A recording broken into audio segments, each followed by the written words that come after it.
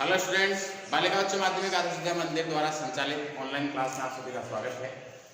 हम कक्षा 10 सामाजिक विज्ञान से पढ़ रहे थे। उसमें छठा अध्याय केंद्र सरकार जो हमारी चल रही थी, उसमें हमने जो है केंद्र सरकार उसके कितने जो है भाग कर रखे हैं हमने, कार्यपालिका, व्यवस्थापिका और न्यायपालिका, उसको हमने पढ़ लिया था। इसके बाद जो है व्यवस्थापिका के दो भाग, केंद्रीय व्यवस्थापिका और राज्य व्यवस्थापिका, वो भी हमने देख लिया था। उसके बाद जो है संसद की शक्तियाँ, संसद का गठन किस प्रकार होता है। उसके बाद लोकसभा और राज्यसभा दोनों का गठन, इनकी कार्यकाल, इनकी जो विशेषताएं वो पढ़ ली थी और हम जो है इनको थोड़ा विस्तार से पढ़ रहे थे। उसमें लोकसभा की जो शक्तियां और कार्य थे वो हमारे हो गए थे और आज हमें जो है राज्यसभा के कार्य और शक्तियां पढ़नी है। शक्तियों का अध्ययन जो है, राज्यसभा की शक्तियों का अध्ययन निम्न रूपों में किया जा सकता है। जिस प्रकार लोकसभा की विधायी शक्ति, उसी प्रकार राज्यसभा की भी जो है विधायी शक्ति है। लोकसभा के साथ राज्यसभा में विधि निर्माण संबंधी कार्य करती है। संविधान के द्वारा अवित्तीय विधेयकों के संबंध में लोकसभा और राज्यसभा दोनों को बराबर शक्तियां प्राप्त है। जो वित्तीय विधेयक नहीं है या जो धन विधेयक नहीं है, उनके अतिरिक्त जितने सारे विधेयक आते हैं, जितने अमेंडमेंट आते हैं हमारे संविधान संशोधन संबंधी हो या किसी भी प्रकार के हो, उन सब के अंदर लोकसभा और राज्यसभा दोनों मिलकर जो है बराबर भागीदारी निभाती है। दोनों को समान शक्तियां प्राप्त है। संविधान संशोधन शक्ति अगर संबंधी शक्ति है तो अगर लोकसभा उसे पारित कर देती है तो राज्यसभा को उसको भी पारित करना पड़ेगा। दोनों के अंदर अगर पारित नहीं होगा तो उसे खारिज माना जाता है। केवल धन विधेयक ऐसा एक विधेयक है जिसे लोकसभा पारित करने के बाद अगर राज्यसभा पारित नहीं भी करे तभी वो जो है मान्य होता है। उसके अलावा जितने भी विधेयक है उन सभी विधेयकों के दोनों को समान शक्तियां प्राप्त है। दूसरी जो शक्ति देखें वो है संविधान संशोधन की शक्ति। संविधान संशोधन के संबंध में राज्यसभा को लोकसभा के समान ही शक्ति प्राप्त है। संशोधन प्रस्ताव पर संसद के दोनों सदनों में असहमति होने पर संविधान में संशोधन का प्रस्ताव गिर जाता है। संसद के अगर राज्यसभा के अंदर संशोधन को पास कर दिया गया और अगर वो लोकसभा में जाता है, लोकसभा जो है उसे पारित नहीं करती है तो खारिज हो जाएगा, और लोकसभा ने उसे पारित किया और राज्यसभा अगर उसे पारित नहीं करती है तो वो संशोधन में क्या हो जाएगा, गिर जाएगा। तो दोनों सदनों के अंदर से जो है उसे पास होना आवश्यक है। तीसरी जो शक्ति है वो है वित्तीय शक्ति। राज्यसभा को कुछ वित्तीय शक्तियां प्राप्त है, यद्यपि इस संबंध में संविधान द्वारा राज्यसभा को लोकसभा की तुलना में निर्बल स्थिति प्रदान की गई है। मतलब लोकसभा के पास वित्त संबंधी शक्तियां ज्यादा है और राज्यसभा के पास वित्तीय संबंधी शक्तियां जो है वो कम है। ऐसी स्थिति के अंदर जो है राज्यसभा कमजोर है। संविधान के अनुसार धन विधेयक पहले लोकसभा में ही प्रस्तावित किया जाएगा। जो धन विधेयक है उसको प्रस्तावित करने का अधिकार केवल लोकसभा में ही है और लोकसभा अध्यक्ष तय करता है कि ये धन विधेयक है अथवा नहीं। कभी भी धन विधेयक राज्यसभा में पहले प्रस्तावित नहीं किया जाएगा, केवल राज्यसभा के पास उसे पारित करने के लिए भेजा जाता है। लोकसभा में स्वीकृत होने पर धन विधेयक राज्यसभा में भेजे जाएंगे, जिसके द्वारा अधिक से अधिक 14 दिन तक इस विधेयक पर विचार किया जा सकता है। धन विधेयक लोकसभा से राज्यसभा में आ गया तो अधिक से अधिक जो समय है इसको 14 दिन का मिलता है, ठीक है, 2 सप्ताह का समय मिलता है। उसके अंदर इसे जो धन विधेयक को पारित करना ही पड़ेगा। अगर राज्यसभा धन विधेयक के संबंध में कोई सुझाव लोकसभा को देती है, लेकिन यह लोकसभा की इच्छा पर निर्भर करता है कि वो उसे माने या न माने। राज्यसभा ने किसी प्रकार के संशोधन संबंधी बात कही धन विधेयक में तो लोकसभा की इच्छा के ऊपर निर्भर है कि वो चाहे तो उसमें संशोधन करे, चाहे तो उसमें संशोधित नहीं करे, वैसा का वैसा जो है उसको स्वीकार कर सकती है। अगर लोकसभा 14 दिन के अंदर अंदर उसे राज्यसभा के पास राज्यसभा उसे 14 दिन के अंदर अंदर लोकसभा के पास नहीं भेजती है, ऐसी स्थिति में जो है ये विधेयक पारित माना जाएगा। नेक्स्ट जो शक्ति है वो है कार्यपालिका संबंधी शक्ति। संसदात्मक शासन व्यवस्था में मंत्री परिषद जो है वो संसद के लोकप्रिय सदन के प्रति ही उत्तरदायी होते हैं और संसद का जो लोकप्रिय सदन है वो वहाँ का निम्न सदन है जिसे लोकसभा कहते हैं। जनता का जो सदन है उसके प्रति ही मंत्री परिषद उत्तरदायी है, क्योंकि मंत्री परिषद का निर्माण संसद के लोकप्रिय सदन मतलब लोकसभा में से ही होता है। अतः भारत में भी मंत्री परिषद लोकसभा के प्रति सामूहिक रूप से उत्तरदायी होती है। जब भी जो मंत्री परिषद है किसके प्रति उत्तरदायी हुए, लोकसभा के प्रति, क्योंकि कहाँ से उसका जन्म हुआ है, लोकसभा से ही उसका जन्म हुआ है। उन्हीं के सदस्यों से मिलाकर जो है मंत्री परिषद का निर्माण किया गया है, मंत्रिमंडल का निर्माण किया गया है। राज्यसभा के सदस्य मंत्रियों से प्रश्न तथा पूरक प्रश्न पूछ सकते हैं और उसकी आलोचना भी कर सकते हैं, परंतु इन्हें अविश्वास प्रस्ताव द्वारा मंत्रियों को हटाने का अधिकार प्राप्त नहीं है। केवल मंत्रियों को हटाने का जो अधिकार प्राप्त है वो लोकसभा के सदस्यों को ही है। लोकसभा के अंदर अगर अविश्वास प्रस्ताव पारित हो जाता है तो मंत्रिपरिषद के सदस्यों को जो पक्षपात देना पड़ेगा। ऐसी स्थिति के अंदर जो है सरकार गिर जाती है। लेकिन राज्यसभा के जो सदस्य हैं वो लोकसभा के सदस्यों से प्रश्न पूछ सकते हैं, पूरक प्रश्न कर सकते हैं। ऐसा प्रश्नकाल के अंदर नियमित होता है। नियमित रूप से प्रश्नकाल जो है 2 घंटे का 9 से 11 बजे तक नियमित रूप से होता है। उसके बाद 1 घंटे का शून्यकाल होता है और फिर उसके अंदर चर्चाएं, बहस वगैरह होती है। विधि संबंधी जो शक्तियां हैं, विधि संबंधी विविध शक्तियां जो कौन कौन सी है, अलग अलग विभिन्न प्रकार की शक्तियां और कौन कौन सी है देखिए। उपयुक्त के अतिरिक्त भी कुछ शक्तियां जो है राज्य सरकार लोकसभा के साथ मिलकर राज्यसभा को प्राप्त है। राज्यसभा के निर्वाचित सदस्य राष्ट्रपति के चुनाव में भाग लेते हैं, लोकसभा के भी लेते हैं और राज्यसभा के निर्वाचित सदस्य भाग लेते हैं। इसके अंदर राज्यसभा के निर्वाचित सदस्य लोकसभा के निर्वाचित सदस्यों के साथ मिलकर उपराष्ट्रपति का चुनाव भी करते हैं। उपराष्ट्रपति जो राज्यसभा का पदेन सभापति होता है उसका चुनाव भी जो है लोकसभा के सदस्यों के साथ मिलकर राज्यसभा के सदस्य करते हैं। राज्यसभा लोकसभा के साथ मिलकर राष्ट्रपति सर्वोच्च न्यायालय के न्यायाधीशों तथा कुछ पदाधिकारियों पर महाभियोग लगा सकती है। महाभियोग का प्रस्ताव तभी पारित समझा जाएगा जब दोनों सदनों में इस प्रकार के प्रस्ताव को स्वीकार कर ले। जो महाभियोग संबंधी शक्तियां हैं राष्ट्रपति सर्वोच्च न्यायालय के न्यायाधीशों और कुछ पदाधिकारियों पर लगती है, वो दोनों सदनों में से किसी भी सदन में पहले लाई जा सकती है, प्रस्तावित की जा सकती है। जहां प्रस्तावित होगी, जिस सदन में प्रस्तावित होगी उसे दूसरे सदन के अंदर अनुमोदन होना आवश्यक है। अगर दोनों सदनों के अंदर नहीं होगी तो क्या समझी जाएगी, खारिज समझी जाएगी, अस्वीकार समझी जाएगी। राज्यसभा लोकसभा के साथ मिलकर जो है बहुमत से प्रस्ताव पास कर उपराष्ट्रपति को अपने पद से हटा सकती है। उपराष्ट्रपति को पद से हटाने का प्रस्ताव प्रथम बार राज्यसभा में पारित होकर लोकसभा में पास होने के लिए जाता है। जो उपराष्ट्रपति को हटाने का है वो केवल राज्यसभा में पहले पारित जो किया जाएगा, क्योंकि उपराष्ट्रपति जो है यह राज्यसभा का पदेन सभापति होता है। कहाँ का होता है, राज्यसभा का पदेन सभापति होता है। ठीक है, तो ये कहाँ का अध्यक्ष हुआ, राज्यसभा का सभापति हुआ ये।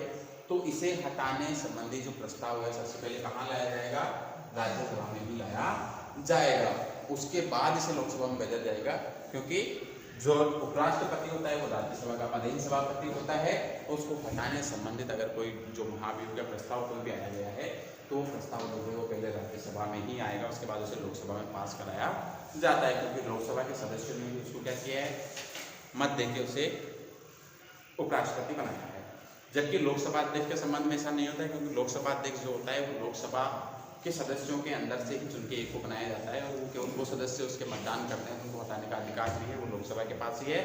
जबकि राज्यसभा का जो अध्यक्ष होता है वो राज्यसभा के सदस्यों में से नहीं किसी बाहरी व्यक्ति को बनाते हैं, उसका कार्यकाल 5 वर्ष का होता है और उसके जो मतदान है उसके अंदर दोनों राज्यसभा और लोकसभा दोनों के सदस्य जो है वो भाग लेते हैं। इसलिए राज्यसभा में उसे पारित करने के बाद लोकसभा में पारित कराना आवश्यक है।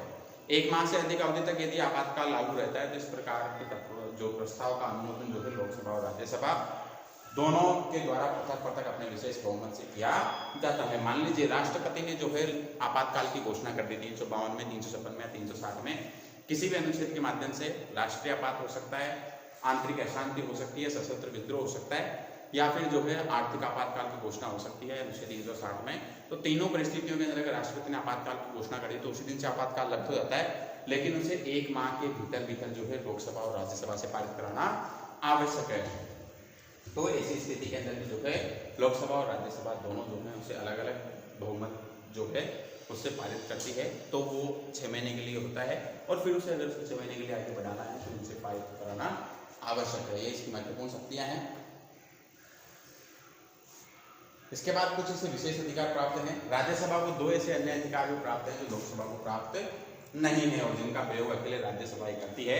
इस प्रकार के शक्तियों का संबंध देश के संघीय ढांचे से है और राज्यसभा और राज्यों का एकमात्र प्रतिनिधि होने के नाते अग्र शक्तियां जो इसके पास होती है। राज्यसभा जो होती है वो किसका प्रतिनिधित्व होती है, राज्यों का प्रतिनिधित्व होती है, जबकि लोकसभा किसका होती है, जनता का प्रतिनिधित्व करती है। तो इससे पहले जो शक्ति है वो अनुच्छेद 249 के अंदर दी हुई है। राज्यसभा जो है उपस्थित और मतदान में भाग लेने वाले सदस्यों के 2/3 बहुमत से राज्य सूची के किसी विषय को राष्ट्रीय महत्व का विषय घोषित कर सकती है। इसके द्वारा उस राज्य सूची के विषय पर कानून बनाने का अधिकार जो संसद को मिल जाता है। राज्य सूची के ऊपर कानून बनाने का अधिकार वैसे तो राज्य सरकार को होता है, लेकिन अगर राज्यसभा चाहे तो उस राज्य सूची के विषय को जो है संघीय सूची के अंदर स्थानांतरित कर सकती है। अगर संघीय सूची के अंदर कोई स्थानांतरित हो जाता है तो उस विषय के ऊपर जो है कौन कानून बनाएगा, फिर उसके ऊपर केंद्र सरकार कानून बनाती है और उसके द्वारा जो बनाया गया कानून होता है वही मान्य होता है। दूसरा जिसको विशेष अधिकार है वो है संविधान के अनुच्छेद 212 के तहत राज्यसभा अपने 2/3 बहुमत से प्रस्ताव पारित कर नई अखिल भारतीय सेवा योजना स्थापित कर अधिकार केंद्र सरकार को दे सकती है। इसके अंदर 3 जो है अखिल भारतीय सेवाएं हैं वर्तमान के अंदर, अनुच्छेद 312 के अनुसार ऐसा लिखा हुआ है। 3 शक्तियां जो है वो कौन सी है, एक तो है IAS, एक है IPS और एक है IFS। ये अभी तक वर्तमान में 3 अखिल भारतीय सेवाएं हैं जो अनुच्छेद 312 के तहत है। अगर राज्यसभा चाहे तो इनके अंदर जो है संशोधन कर सकती है इन्हें, और इनकी संख्या जो है वो बढ़ा सकती है। इसके बाद हम देखें कार्यपालिका। सरकार का दूसरा अंग जो है वो कार्यपालिका है। इससे पहले जो है वो क्या पढ़ रहे थे, व्यवस्थापिका। सरकार के 3 अंग हमने देखे, एक तो था कार्यपालिका, सॉरी पहला था व्यवस्थापिका,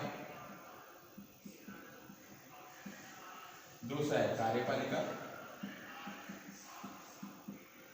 और तीसरा है न्यायपालिका।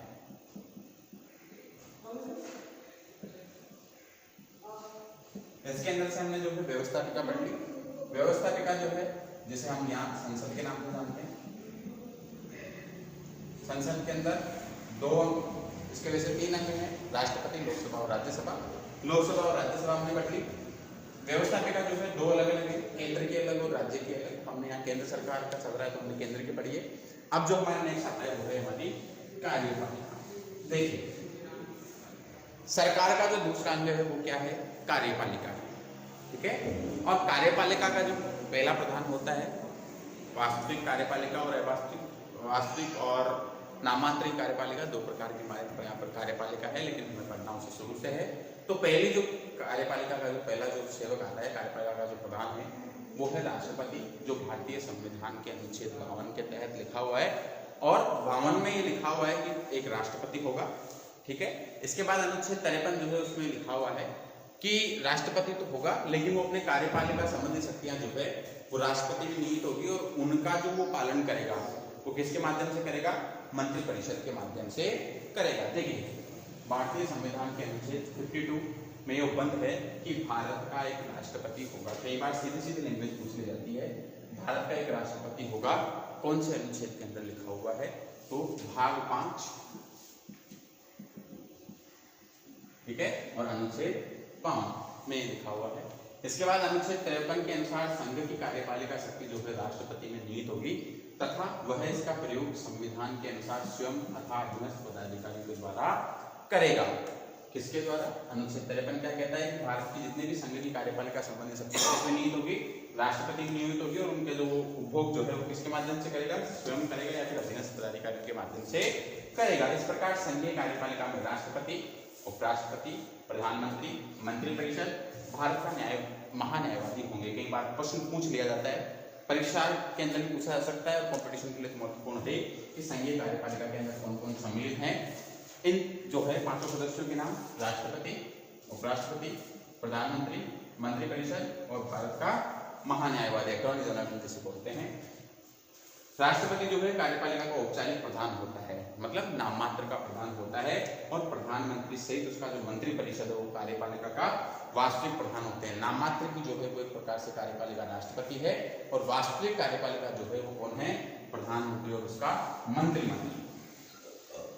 आगे से भारत संघ की कार्यपालिका के प्रधान को राष्ट्रपति कहा जाता है, ठीक है। भारत में जो संघ की कार्यपालिका का जो प्रधान उसे क्या कहा जाता है, राष्ट्रपति कहा जाता है। जैसे ब्रिटेन जैसे संसदात्मक व्यवस्था को अपनाया जिसके अंतर्गत कार्यपालिका का एक वैधानिक प्रधान होता है। कार्यपालिका के अंदर भी, ब्रिटेन के अंदर भी कार्यपालिका का वैधानिक प्रधान है जिसे हम क्राउन या राजा के नाम से जानते हैं। इसके अंतर्गत कार्यपालिका का एक वैधानिक प्रधान होता है। दूसरा जो है वो वास्तविक प्रधान होता है, और हमारे यहाँ के वास्तविक प्रधान कौन है, प्रधानमंत्री और उसका मंत्रिमंडल। राष्ट्रपति भारतीय संघ की कार्यपालिका का वैधानिक प्रधान है और भारतीय संघ की स्थिति ब्रिटिश में जैसे सम्राट की होती है वैसी है। राष्ट्रपति के पद की योग्यताएं जो है उसको हम देखें तो भारत के अंदर जो राष्ट्रपति है वो एक तो पहली बात वो भारत का नागरिक होना चाहिए, दूसरा पागल दिवालिया नहीं होना चाहिए, और लोकसभा सदस्य जो है निर्वाचित होने की योग्यता रखना चाहिए, मतलब किसी लाभ के पद पे नहीं होना चाहिए, और उसकी जो आयु है वो कितनी होनी चाहिए, 35 वर्ष और उसकी न्यूनतम आयु होना अनिवार्य है। इसके बाद इसके अतिरिक्त ऐसा कोई भी व्यक्ति जो भारत सरकार, राज्य सरकार या किसी स्थानीय सरकार के अंतर्गत पदाधिकारी हो या लाभ का पद धारण किए हुए तो राष्ट्रपति का उम्मीदवार नहीं हो सकता। अगर कोई व्यक्ति जो है केंद्र सरकार के अंदर हो या राज्य सरकार के अंदर हो, सरकारी हो या फिर जो है किसी पद पर हो, जैसे एमएलए एमपी वगैरह हो, तो उसे वो पद छोड़ना पड़ेगा पहले, उसके बाद जो है वो राष्ट्रपति के पद के लिए आवेदन कर सकता है। और राष्ट्रपति के पद के लिए आवेदन करने के लिए 50 समर्थक, ठीक है, और 50 अनुमोदक और 50 प्रस्तावक जो है इनका होना आवश्यक है। और 50 अनुमोदक और 50 प्रस्तावक वही होंगे जो उसके लिए मतदान कर सकते हैं। और राष्ट्रपति के मतदान के लिए जो है लोकसभा और राज्यसभा के निर्वाचित सदस्य, दिल्ली और पुडुचेरी जो विधानसभा है यहाँ के निर्वाचित सदस्य, और भारतीय संघ के जो राज्य हैं यहाँ के विधानमंडलों के जो सदस्य हैं वो इसके अंदर सम्मिलित होते हैं। भारतीय राष्ट्रपति भारतीय संसद अथवा राज्यों के विधानमंडलों में किसी भी सदन का सदस्य नहीं होता। राष्ट्रपति का जो निर्वाचन है लंबी प्रक्रिया है, जिसे हम नेक्स्ट वीडियो में पढ़ेंगे। धन्यवाद।